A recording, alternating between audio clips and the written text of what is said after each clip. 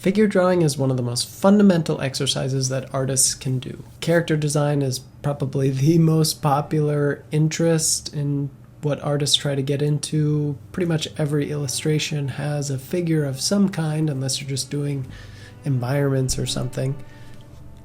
You almost always need to know how to draw the figure, and so doing figure drawing exercises, which usually consists of 1-minute gestures or 5-minute gestures, it's a pretty common exercise, and it's one that we all sort of collectively partake in. The big problem, though, however, is that when we do these figure drawing exercises, we tend to skip the most important parts because they're the most scary, to be honest.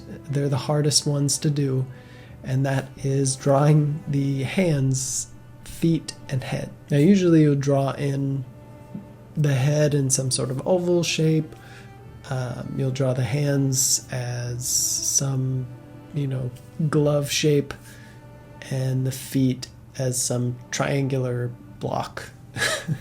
And that is basically all that we do. But I'm here to tell you that you can improve your figure drawings and your understanding of these important pieces, the head and the hands and the feet, by just actually doing them when you're doing your gesture drawing or your figure drawings. And you can see here, I'm starting to at least take my own advice. It's not something that I did until very recently. I did the same thing. I avoided drawing in the face and drawing in the hands because it's hard, especially when you draw the figure, because everything's a lot smaller, right? If you want to draw a portrait, you just draw it a lot bigger. Hands are scary no matter what size you draw them in, but the head is at least easier when you can draw it a little bit bigger.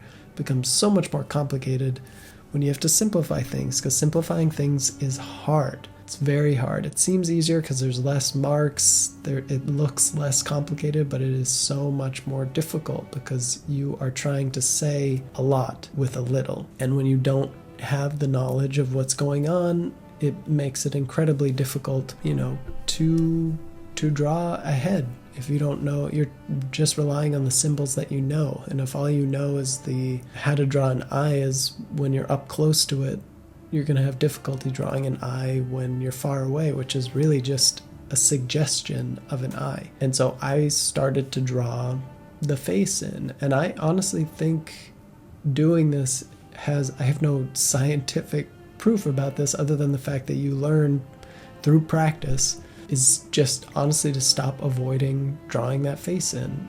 I'm not gonna lie, a lot of these look not great, but some of them, there's some nice qualities. Even this one I'm drawing right now, it came out not bad, and I'm trying to figure out every time, like, what do I need to suggest that face? And I even draw a hand in there.